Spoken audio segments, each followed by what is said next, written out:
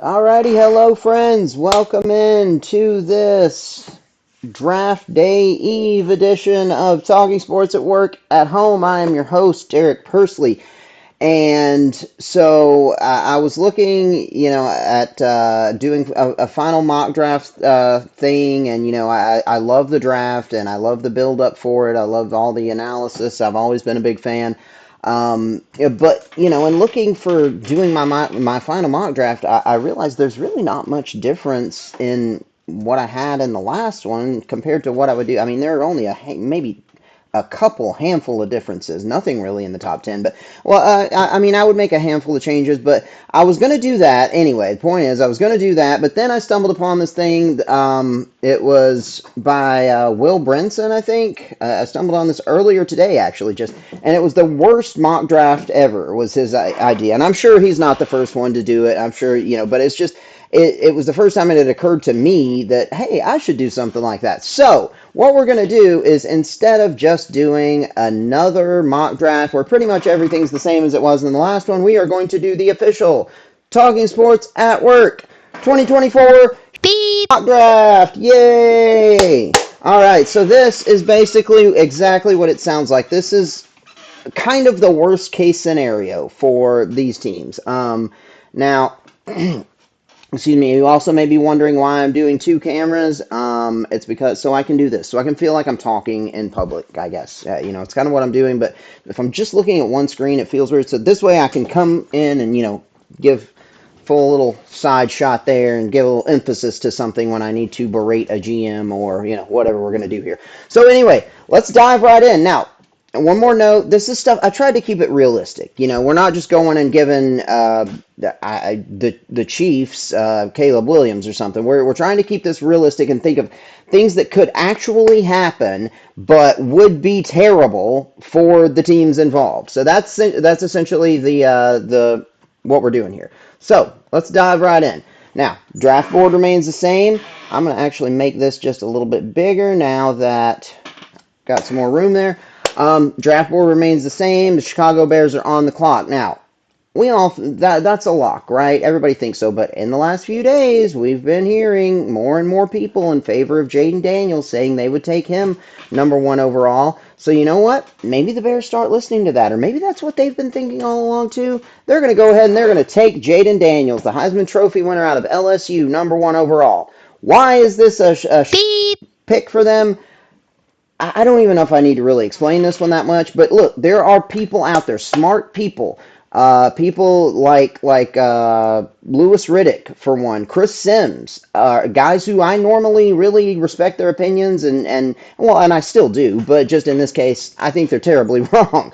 But these are guys, and they're not alone. There are a lot of people who now have Jaden Daniels actually ahead uh, of Caleb Williams. And if you look on NFL.com and you look at their draft profile, we actually did this in the previous episode. If you watched the episode from a day or two ago, the draft, the grade that they have them with is almost identical. It was like 6.75, I think, for Williams and 6.74, if I'm not mistaken, for Jaden Daniels. So this is not maybe as slam dunk as people think. So immediately everything is thrown into chaos, right? Caleb Williams is no longer number one. He's available. He's on the board. What's going to happen? Well, Washington, they had their heart set on Jaden Daniels already, right? So what are they going to do?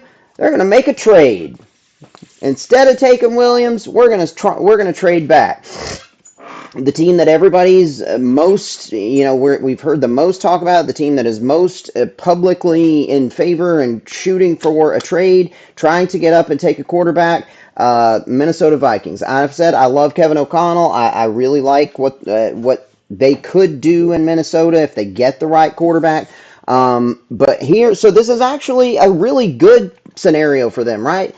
It is and it isn't. The reason it is, I think it more is than isn't for the Vikings to get Caleb Williams, but to move up to number two and get Caleb Williams, I think would cost a lot more than what they would have been giving up to trade up to 4 or 5 with one of these other teams to draft a J.J. McCarthy or something like that.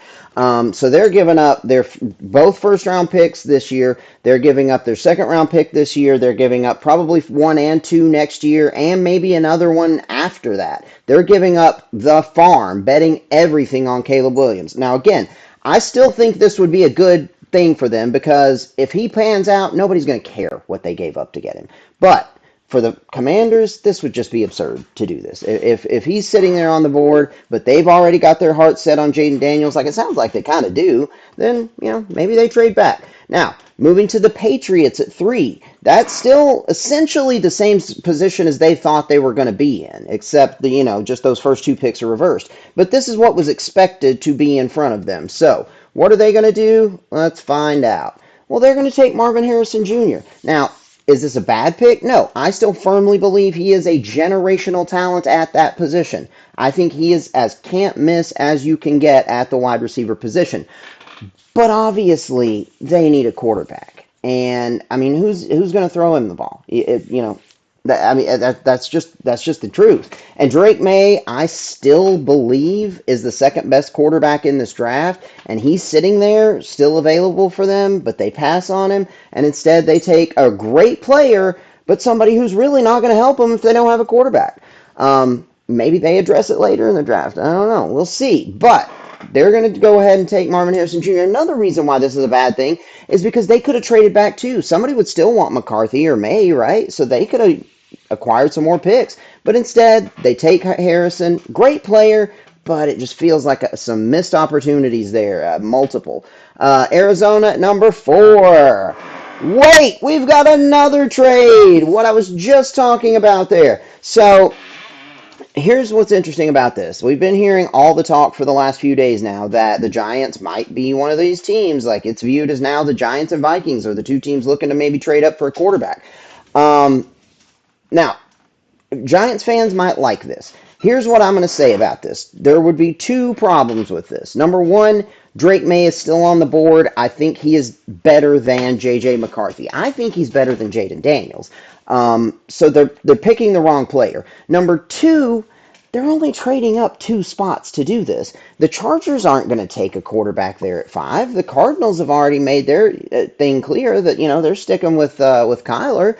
So why would you even do this? I don't know. I mean, there's logic to it. It's not completely crazy. You could be doing it to block the Broncos or the Raiders or another team who might also be looking. That would be the logic there to go ahead and just solidify this pick, get up there and get him. But I think it's the wrong player, and I think you might just be able to sit there at 6 and still get him. And they don't need to be looking quarterback right now unless one of the great ones just falls into their lap there at 6. If they're sitting at 6 and Jaden Daniels or Drake May falls in their lap, then I say do it. Otherwise, the Giants need a lot of other things, specifically receiver. I mean, they need a lot of help. So I just think this will be problematic. It could be the beginning of a new era, but I'm not crazy about J.J. McCarthy anyway. And it just feels like they would probably at least have to give up a second-round pick to move up these 2 spots. Now, well, probably, honestly, more than that. So now we go to the Chargers.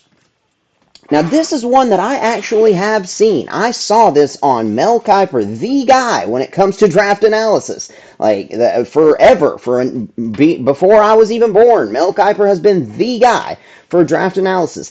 In his most recent mock draft, he actually has this. He has the Chargers taking J.C. Latham, number 5 overall, so it can't be that bad. I just think this is way too high for him. I do not think he is a 5 overall player. I think they could still find somebody willing to trade up. They could trade back and acquire more picks if they still want him. Not to mention the fact that Joe Alt would still be on the board here, and they're passing on him to take a guy who is definitely a right tackle, whereas Joe Alt has played his whole career on the left side. They don't need a left tackle. They've got Rashawn Slater. Joe Alt could definitely be moved to that right side, but they go ahead and they just take a guy who is a right tackle. God, I'm getting a lot of notifications. Sorry, I keep looking at my watch here. Anyway, but that's what happens with the Chargers, and hey, Mel Kiper's even got that as what's actually happening. Now, here we go to the Arizona Cardinals with their pick at 6, moving back 2 spots.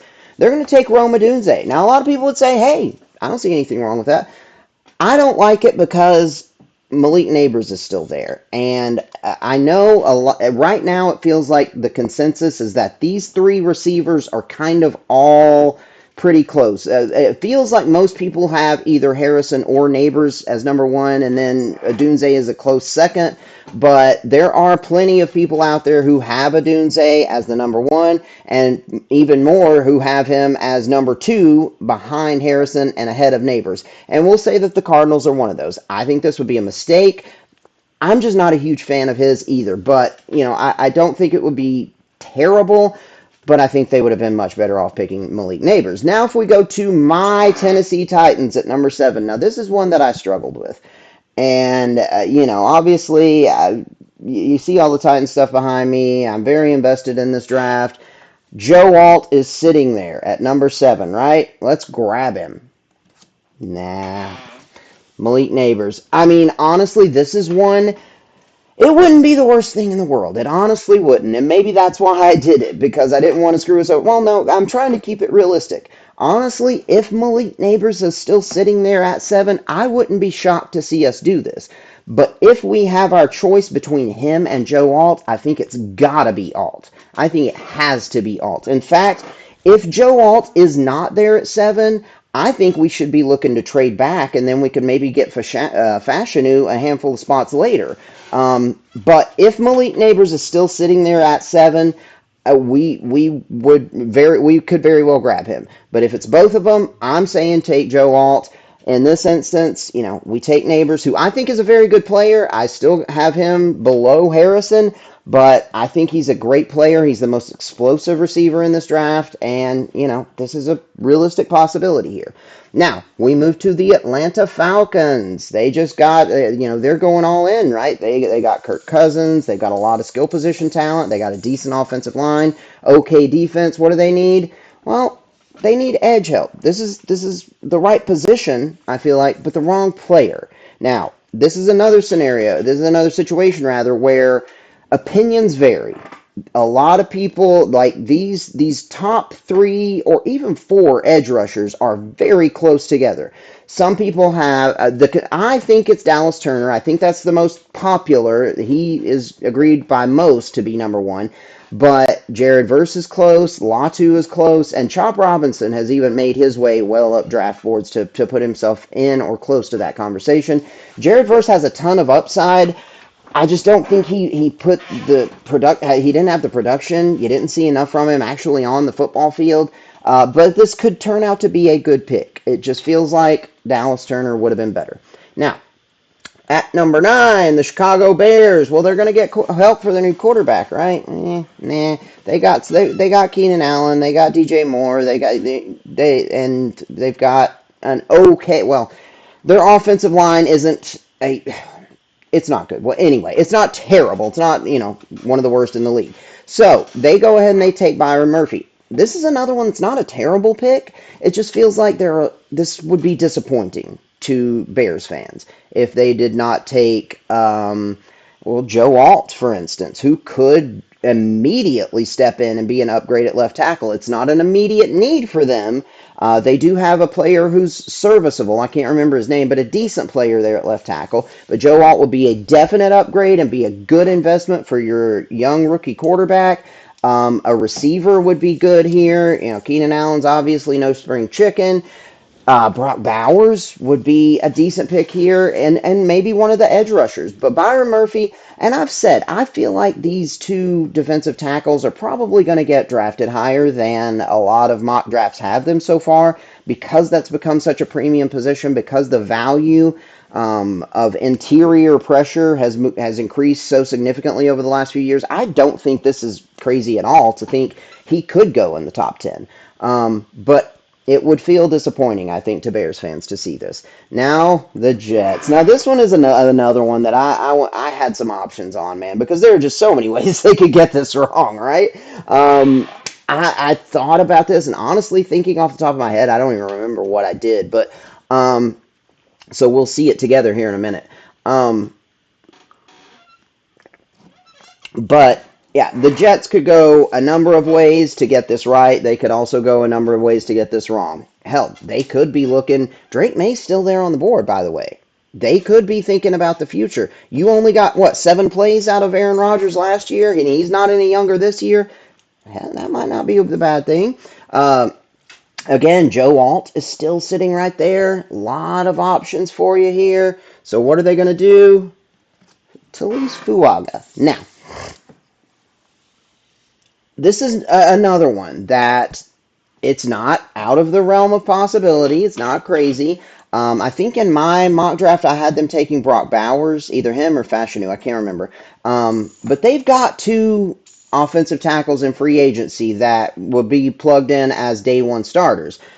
But if you expect either one of those guys to make it through, or especially Tyron Smith to make it through 17 games and maybe into the playoffs, that's just that's false hope.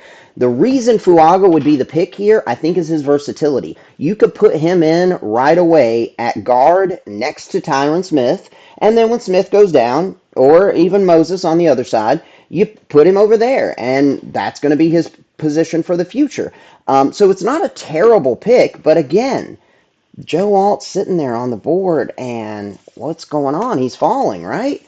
So let's move on. But again, that would be the logic behind this pick. Joe Alt would be the sensible pick here. If he's still sitting there, he would have to be the pick in my mind, or Brock Bowers, but they're going to go with the guy who has the position versatility that they know they can start day one because they're going all in with Aaron Rodgers, trying to win right away. So we want a guy who we can plug in right now and can play not as a depth piece and a future piece for Tyron Smith, but come in and play guard right away, which Joe Alt could probably do that too, but who knows? Fuaga definitely could do that. Now, moving to the next one. Okay, here we go. So, this is actually a fun one here. We had the Commanders, right? They traded back from number 2. I think this is the best case scenario for them, honestly. I don't think this is a bad thing at all. It's just surprising. So I mean, you can't give everybody bad stuff. There's no way that you can make it realistic and still have everybody just totally screw it up. I think this is the best case scenario for the Commanders, but there's no chance they do it. But if they trade back to number 11, they acquire 11, 23, they acquire a first rounder and a second rounder next year, probably a second rounder this year, more beyond that. And they still get the guy I believe is the second best quarterback in the draft. That's the absolute best case scenario, I think, for Washington. So, yeah, in this case, I'm actually helping a team out, I guess. I just thought this was a fun one to do, and yeah, it'd be the best case scenario for them. But it seems like they're in love with Jaden Daniels. And, I'm not 100% on it. This is all a crapshoot. That's what I keep saying. Nobody can be certain about any of this. It's just our predictions. It's just based on everything we've seen and all we can take in, and analyzing it and making our best guess. I think Drake May still looks like the second best, and I think if they acquired all those picks and still got their guy, wow, that'd be awesome for them. Now, who it sucks for, though, is the Denver Broncos at number 12, who were probably sitting there licking their chops and just crossing their fingers and couldn't wait. But then their guy gets swooped out from under them, but they've still got their hearts set on a quarterback, so they take Bo Nix at 12. Now, here's the thing about this. This is one of, I think, 2 picks that I have that I actually did do. I'm just checking something with the audio. God, I hope the audio's on, right? That I actually had the same in my most recent mock draft. Now, if I were to do another one, I would change it. This would be one of the changes that I would make, but I did this like right after the first week of free agency ended, and I had the Denver Broncos taking Bo Nix at 12 because he seems like a Sean Payton kind of guy. He's got the mind to do all that Sean Payton-y stuff at the line of scrimmage, and he's experienced, he's smart, he's a leader. But this is way too high for him. I mean, 12 is just too high for him. And I said that at the time. I said that when I did my mock draft of it. But this is not at all out of the realm of possibility. This is a very realistic possibility. So, the Denver Broncos, they were crossing their fingers, praying Drake May was still going to fall to them. They were thinking about maybe trading up with the Jets, but they waited, and instead he goes to the Commanders at 11. They take Bo Nix there at 12. At 13, this is the other team of these top 13. who were looking quarterback, but all these guys are gone. What do? They actually do something smart. They take Joe Alt. Now, the reason why this is because again, I can't make it. Hang on, so I'm sorry. I'm trying to look at something here while I'm doing this. Um, the reason why this is still a crappy pick for the Raiders is because I think it's going to be a disappointment for them, right? They want a quarterback. They want to be one of these teams trading up. They want to grab somebody. Michael Penix is still there. In my mock draft, I actually had them trading back to 29, I think, with the Lions jumping up and grabbing an edge rusher. Oh crap! Where'd my thing go? Sorry. That was something we did earlier. Um, but yeah, I had them trading back and then still getting Michael Penix at 29. But here, he's a great player. He's a safe pick, but it feels kind of uninspired given their need at quarterback and their other needs. It feels like their fans would probably be a little disappointed with this one. Now, at 14, here's another of the many teams needing one of the many offensive tackles who are potential first round guys. Um, and they get the right one, I think, in my opinion. Now, you may say, oops, you may be asking, why is this a shit pick for them? Well, the reason it sucks for them is because this is proving that the whole Trevor Penning thing was just a wash. They're done with him. Um, sorry, excuse me. They just drafted him in the first round a year or two ago. He has been a huge disappointment. And so this just says, you know what, we're done. We're moving on from him. And so even though this is a good pick, it still kind of comes with a little tinge of this sucks because of that. Now, we go to the Colts at 15. My mock draft, I think most mock drafts have them taking a corner. And this would be their pick of the litter here, right? Now, what's surprising to me is I was watching something earlier today. Mel Kiper Jr. has, in his top corners, he has Cooper DeJean rated number one. I don't agree with that. In fact, I am of the opinion, as many, that he might end up moving to safety in the NFL. Which he could be a great one at safety, but I mean, it's just we don't see many white corners. We just don't. And you could go into why that is, and dive into a whole thing. And I'm not doing that, but it's just the truth. I mean, the only one I even remember is that guy from the Giants from when I was a kid. I can't even remember his name. But the Colts, they have their pick here of Terrion Arnold. They have their pick of Quinyon Mitchell, Kool-Aid McKinstry. But instead, they think the same as Mel Kiper, and they go ahead and they take Cooper DeJean. Now, the Seattle Seahawks at 16.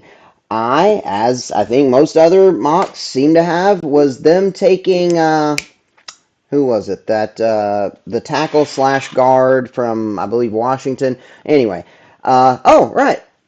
This guy, Troy Fontenot. I guess this is one that I just felt like it's not a bad pick, but it's kind of a boring, uninspired pick. It's one of the other ones that I had that was actually the same as my mock draft, and I think this is really what they're most likely going to do. This is, if you look at most mock drafts out there, I think this is probably what they have them doing. So it's not a bad pick. It's a good pick. It fills a need, but it also just feels kind of disappointing. There've already been so many offensive linemen taken, and there are other options there. There are, some other needs maybe that they have. With Tyler Lockett getting older, a lot of needs on the defense. Edge rushers are still, Dallas Turner is still there. And yeah, you know what? I think I may have made a mistake on this one. But anyway, we're going to move on to the Jacksonville Jaguars at number 17.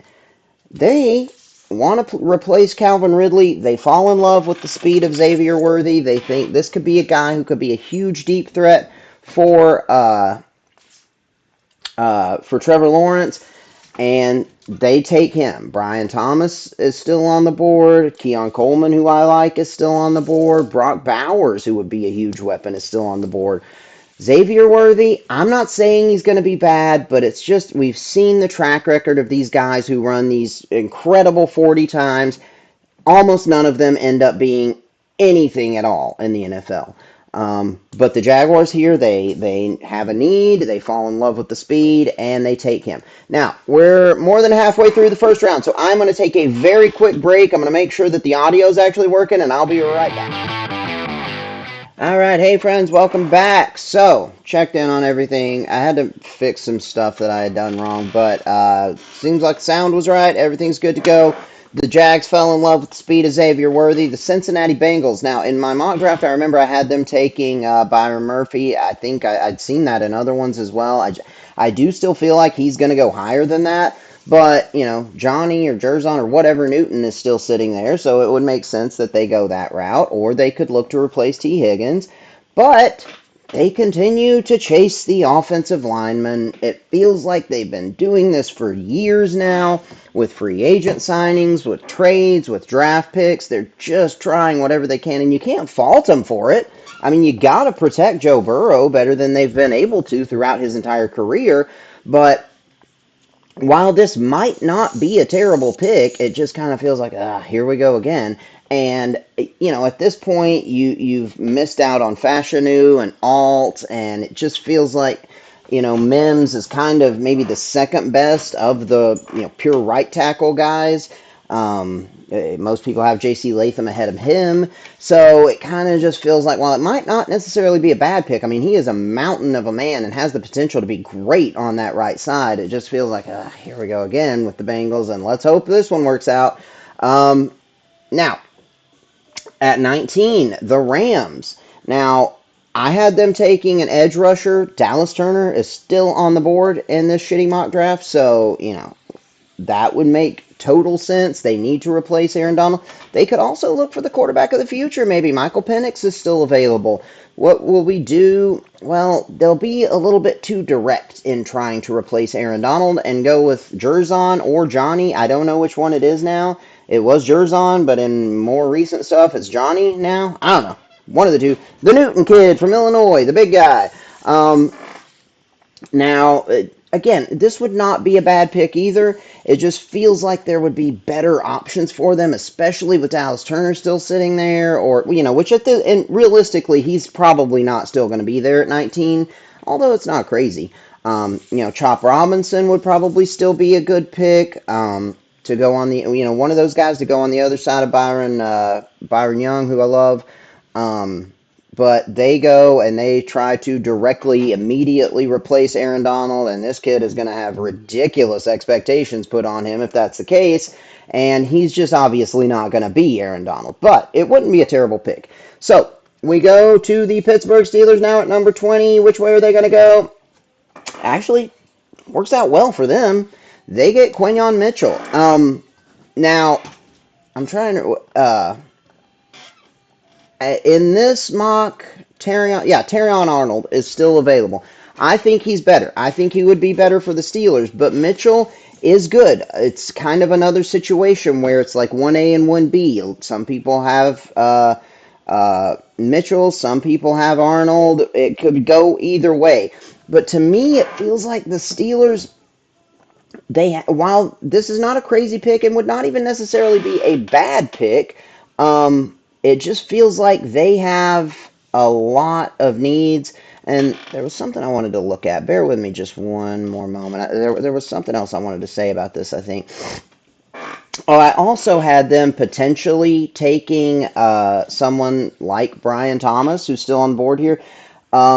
He's almost like it feels to me like a carbon copy almost of George Pickens. He reminds me a lot of George Pickens. And so they'd have two of those guys, which wouldn't necessarily be a good thing. They could also go, one of the interior offensive linemen here. But honestly, in this case, I think this kind of works out pretty well for the Steelers. So maybe not such a bad pick after all. Now, we're going to move on to the final portion of our terrible mock draft here, and that starts with the Miami Dolphins. Now, the Dolphins have a lot of new areas of needs, particularly the interior of that offensive line is going to be completely different. So, at first, I had them taking Connor Beebe. It felt like that was an overdraft. He's more of a second-round talent. But they could go with a guy like Tyler Guyton. They could go a lot of that. There was still plenty of options for them here at 21 to improve that offensive line and help protect Tua, who obviously needs the protection. You know, his a big part of his game is predicated upon timing, and he needs to be able to stand in the pocket. You need to protect him. And it feels like with all the offensive line talent, there should still be plenty of options available at 21. But they see somebody there who they just can't pass on, and that's maybe the best edge rusher in the draft. So this is not, again, not a bad pick necessarily. They're going best player available here, but they've already got Jalen Phillips. They've still got Bradley Chubb, who, you know, so what do they need Dallas Turner? No, but he would be the best player on the board, I think, at this point, and it wouldn't be a terrible pick, but it also wouldn't be helping them, especially their offense. It would not be helping Tua, who, you know, you're kind of going into this final year, I think, of his. Did they re-sign him? I can't remember. I don't know if they've re-signed him yet. But if not, then yeah, surely they did. Anyway, doesn't matter. But they need to protect him. That should be the priority, it feels like here. But they go the route of the Eagles, you know, and just hey, let's add more pass rushers. You can never have too many, and that's true. And this wouldn't be a bad pick. If he's still sitting there, it'd be hard to pass up on him. The Eagles were probably hoping he was going to fall to them, given that that's their sort of mentality. But this is another one that I actually have this as the same in my mock draft. And the reason I'm keeping it, so I guess there ended up being three, I think, that I had the same. The reason why that this is in Beep. as well is because everybody's going to see this as an overdraft. Everybody's going to say they reach for him. This is too high, too early for a linebacker. I honestly do not think this would be a bad pick for them. They have other needs, you know, they need help at safety, their corners are not getting any younger, but they need a lot of help on that defense. I think bringing in a guy like Cooper would actually be a leader, a guy who would be in the middle of that defense, who could step in right away and be one of the better players and be a great linebacker to that elite front that you still have, and really help that defense out. So I honestly don't think this would be a bad pick, but I totally get why everybody would say this is a reach and why fans would maybe roll their eyes. It's also not a Georgia player, so you know, they're probably not actually going to take him. Now, we get to the Commanders with their second pick that they acquired, their second pick in this first round that they acquired from the Minnesota Vikings, along with several others. Now, they're going to jump on Terrion Arnold, who is another best player available here, but it's going to seem as kind of maybe a little uninspired given that you just drafted Drake May. You need to improve the offensive line. You need to improve your receivers and all the skill position players. You just need a lot of help on offense. This would not be a bad pick, but it might not be the right one. Now, to the Dallas Cowboys. I had some fun with this one as well because we've all heard all the talk lately about Jerry Jones and Dak Prescott. Are they going to re-sign him? What are they going to do? Clearly, they don't think he's their quarterback of the future because they're eating an almost $60 million cap hit this year instead of re-signing him to a long-term deal. So, what are they doing? Well, they're going all in, right? That's what we keep hearing, although it's laughable at this point. And even today, Jerry Jones made some more comments where he said they were going all in, and it just, the stuff he said today didn't make any sense. If you haven't heard it yet, you ought to look up Jerry Jones's pre-draft comments, which I don't know why the owner of a team's even doing a pre-draft press conference. Is that a thing? The Titans don't do that as far as I... Anyway, but Jerry Jones said some stuff, didn't make a ton of sense, but he once again threw the all in out there saying, we're going all in, going all... He said it multiple times. They're going all in, right? So let's get our quarterback of the future, Michael Penix Jr. at 24. Now, honestly, for the Cowboys, would this be a bad thing?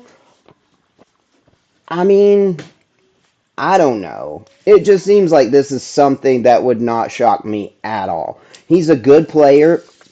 I think he has the potential to be a really good starting quarterback in the NFL. He's somebody I could see Jerry Jones falling in love with. But come on, man. I mean, you've got Dak Prescott. No, whatever your opinion may be on him, whether you think he's top 5, top 10, or none of that, he's a good starting quarterback. He's established, and your team should be in win now position. That all in stuff should not just be a useless tagline. You really should have been going all in. And Dak Prescott. I don't think he's top five. I think he probably is top 10 or at least fringe. He's right around the top 10 quarterbacks in the league. He probably is top 10, in fact. Guys like that just don't grow.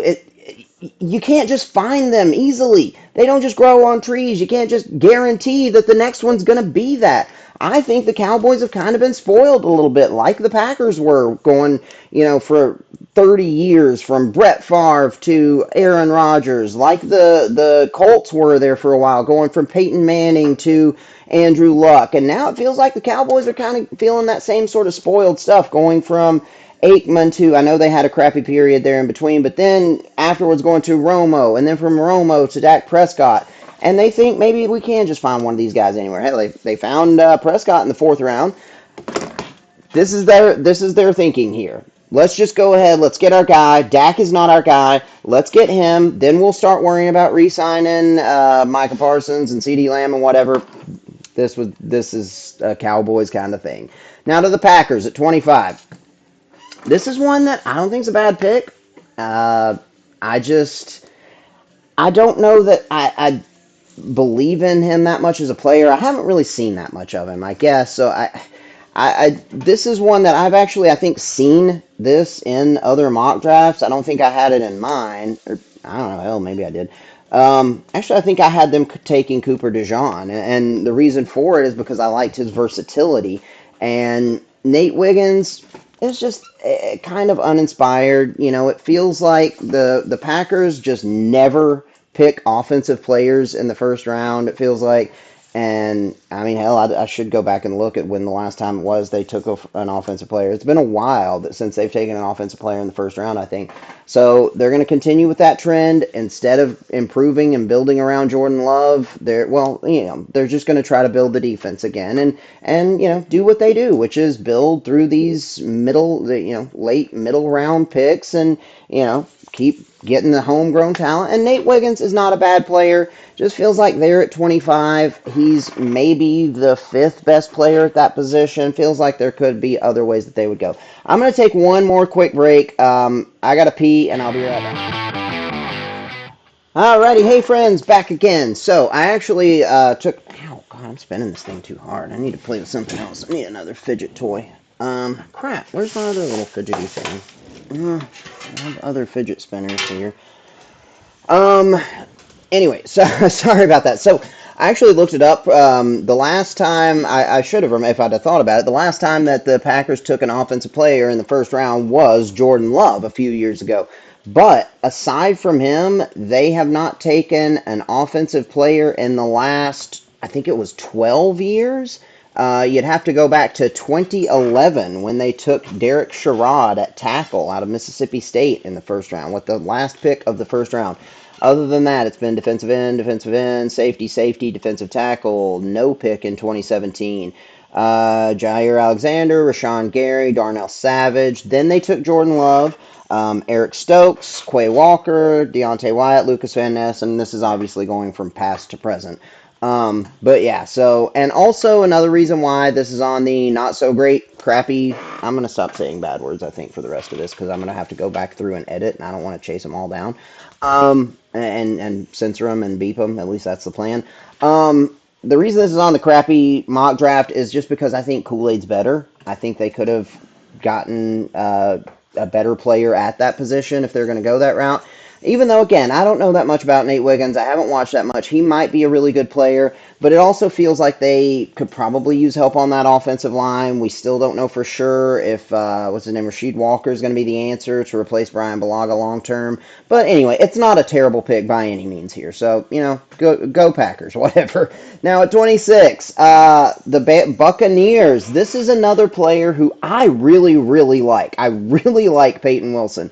And part of that is maybe because I drafted him on a Madden couple different franchise modes that I had done, because you can go in and download user-created draft classes, and I've drafted him a couple times in the second round on franchise modes, and he always turns out to be really good for me. But just and watching him at the combine and watching his tape from North Carolina State, he just is a really good player. But this is another one that's probably going to seem like a little bit of a reach. But they go ahead and they try to replace Levante David here, and I don't think this is a bad pick. In fact, if it's an elite linebacker, an off-ball linebacker, towards the end of the first round, I don't think that's too much of a reach. Same with running back. If it's in the up, high 20s, go ahead if that's what you need. So I don't think this is a terrible pick, but I think people will see it as a reach and will think, maybe we could have gone somewhere else, look for Mike Williams' future replacement, or improve the offensive line. There are other things they could have done, and this might seem like a reach. So at 27, the Arizona Cardinals, that pick that they got from Houston that I and everybody else thought was actually going to be a lot higher than this, but it's 27. They are going to make something happen here again and make a trade with the Kansas City Chiefs. Now, here's what's really interesting about this one and why this is on this mock. The Brian Thomas Jr. is one of the guys who is viewed as like that very next tier right after those top three receivers, and I in fact have him as being as good as Odunze. I really think it's kind of Marvin Harrison Jr. is 1, Neighbors is 2, Odunze is 3, but then Thomas is a close 4, and then it feels like there's everybody else.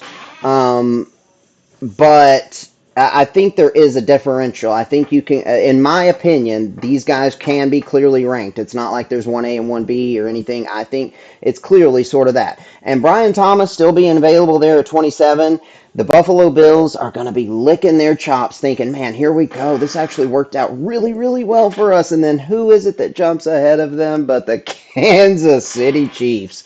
Now, this is actually a great thing for the Chiefs, I think. So maybe it's not on the crappy mock draft for them, but it would mean they'd have to give up trade assets to move up there, whereas they could just maybe stay put there at 32 and still end up with a Keon Coleman or Adonai Mitchell or somebody who, really it doesn't feel like there's that much separating them and Brian Thomas.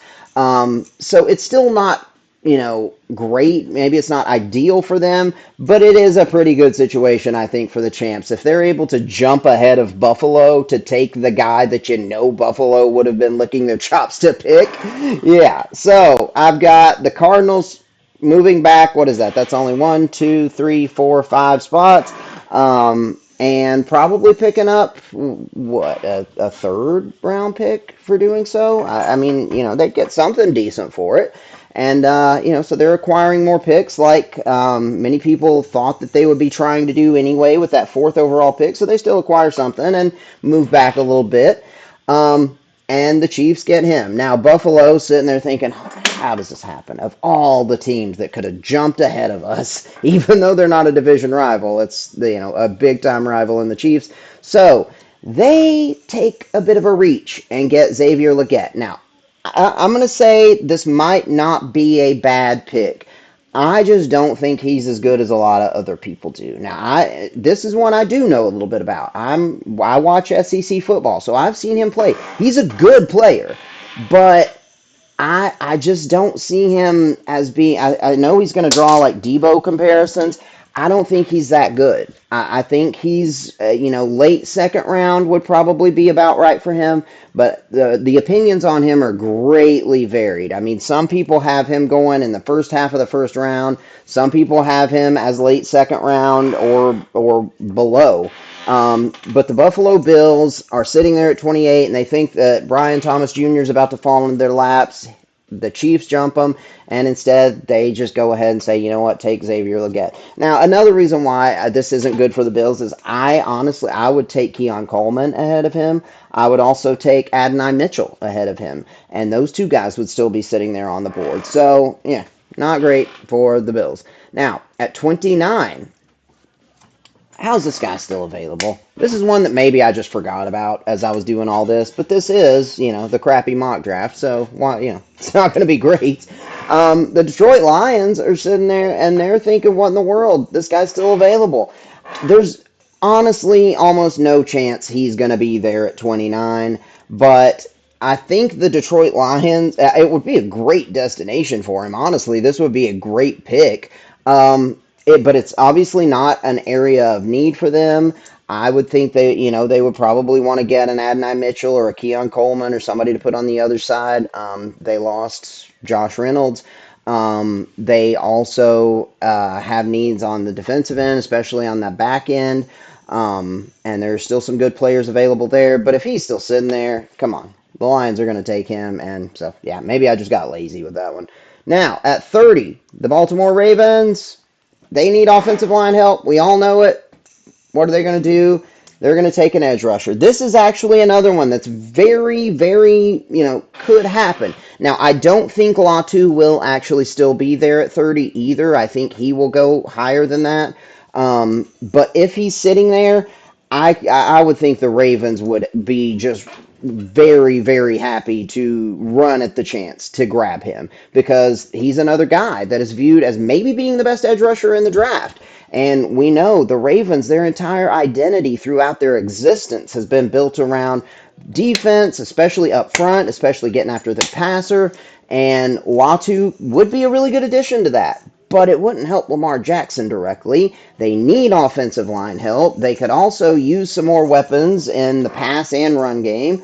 I mean, they got Derrick Henry, obviously, but they're about to find out something that Titans fans have suffered through for a very long time. And I'm not going to go off on too big of a rant here, but what has sucked about Derrick Henry for the last several years is when you are in a close game and your best player is standing on the sidelines in the most critical points of the game. On third down, on 2-minute late game situations, your best player, the whole guy your whole offense is built around, is just standing over there watching because he's not a third down back. He's a old school bruiser, first and second down running back. So if the Ravens are not prepared to invest in a good number two back or hope that J.K. Dobbins can actually stay healthy, they're going to be in for a real awakening and some trouble because that's something I have been screaming at the Titans for years, and I was so happy that Rand Carthon finally addressed it in the third round last year, adding Tajay Spears. We also kind of doubled down and got another guy like that in Tony Pollard this offseason. But we needed that. That's an important position for us more than any other team in the league throughout the Derrick Henry era. Now it's going to be very important for the Ravens to realize we need somebody who can come in on third down that we can still count on to be a valuable piece. So they could really take somebody like, I don't know, Jalen Wright or somebody who's a versatile, that actually wouldn't be a bad pick here at 30. But they need offensive line help. They need, it feels like they should be investing on the offense. Here, it's not a terrible pick. It's actually a good pick. But I still look, and I'm not hating on Derrick Henry by any stretch of the imagination. I mean, if you watch me, if you're a fan of the show, you know we still very much love Derrick Henry, and I hope him the best. I wish him the best. I hope he's successful. But that's just the truth, man. He is in some ways a liability. If you're going to build your offense around him, that's problematic. Now, that's not his fault. That was the fault of John Robinson and Mike Vrabel and Arthur Smith and everybody who failed to realize that it's impossible to win a lot of games when your best player and the guy your whole offense is based around and built around is standing there watching in the most critical, important moments of the game, but that's not his fault. Again, but anyway, that's what the Ravens are about to have to experience, and they'll probably honestly be better prepared for it than we are. As if J.K. Dobbins can stay healthy, which, he's going to not be expected to be the number one back anymore, that should be a really good running game. And here, they improve the pass rush and get a good player. Now, 31. This one is one that honestly feels like wouldn't be the worst thing in the world either. I think they would be better off trying to improve the offense, fixing that right side of the offensive line, maybe even drafting the heir apparent to Trent Williams. You could also go ahead and get maybe like a Keon Coleman or an Adonai Mitchell to replace Brandon Ayuk, who it seems like may be on his way out. Here, they make a pick that's not a bad pick. I think he's a really good player, but it's just maybe not the right pick for them. They could take a Tyler Guyton. They could take, what's that other guy?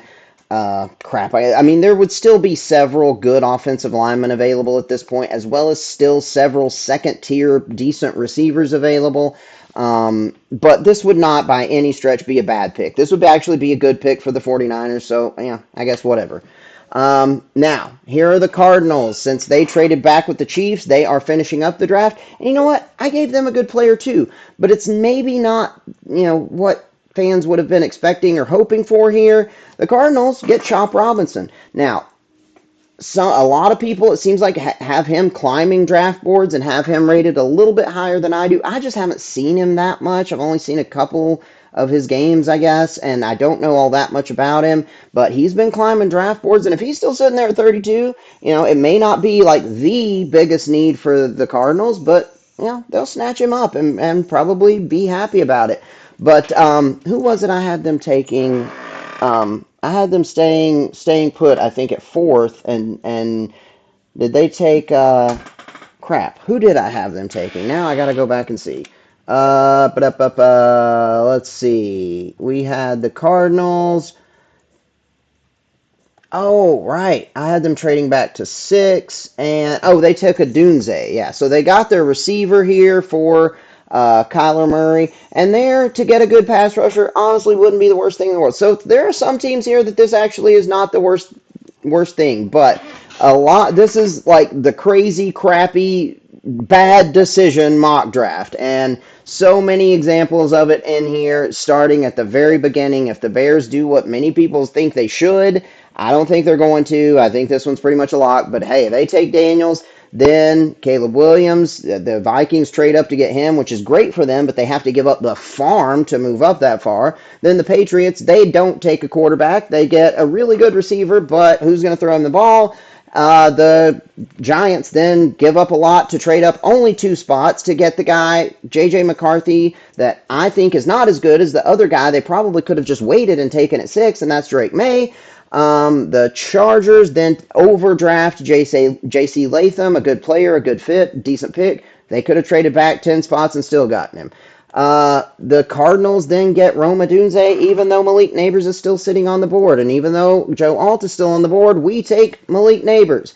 The Atlanta Falcons take an edge rusher, which is, a common pick for them, but probably not the right one. Then the Bears get Byron Murphy. Again, not a bad pick, but maybe not the one that everybody would be wanting. The Jets, do a very Jets thing and take Tulis Fuaga. The Commanders then stay put, get their guy at 11. So honestly, for the Commanders, this is actually a really good situation again.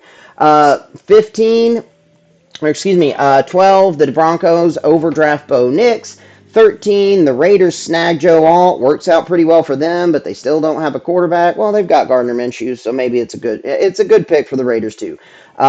Saints, it's a good pick for them, but it means they're giving up on Trevor Penning. The Colts get Cooper DeJean, who Kuiper has as the number 1 corner. I just don't agree. The Seahawks, I guess I got bored or lazy, or this just makes the most sense there. And then there's no really way to do anything reasonable that wasn't this. The Jaguars, they fall in love with the 40 time and take Xavier Worthy. The Bengals keep chasing that offensive line, help take Amarius Mims. The Rams take Johnny Jerzon Newton, trying to hope that he can replicate what Aaron Donald has been for them. The Pittsburgh Steelers grab Quinyon Mitchell. Really a good pick, but maybe not one that was, what fans would have been hoping for, but it's a good pick, honestly. Then the Dolphins, they snag the same thing. Snagging Dallas Turner, great player, but not, an immediate need. The Eagles maybe reach a little bit, but I think it would be a good pick for them to take Edgerrin Cooper, but they have a lot of needs maybe on that defense. Anyway, the Commanders.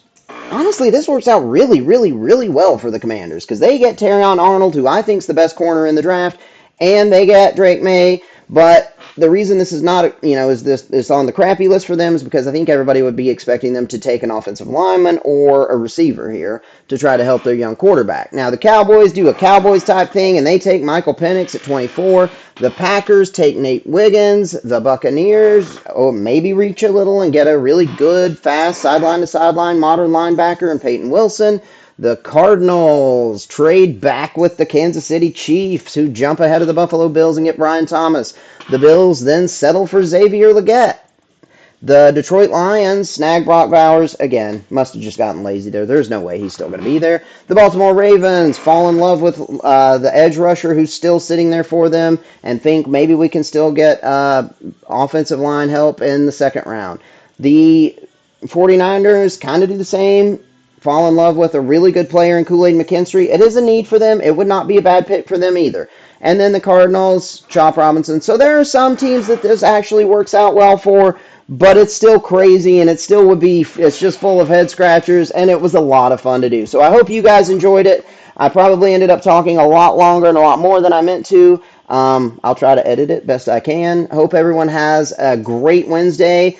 Remember to watch Talking Sports at Work. We will be live at 8 o'clock tomorrow to do our own draft coverage. It'll be me, it'll be Arlo, it'll be Jack, it'll be Annabelle Josephine, and we will be doing whatever we're going to do, giving our crazy takes, and probably singing some karaoke, maybe playing some video games, and analyzing the draft that only in a way that me and my young children can. So anyway, I'll see you guys tomorrow.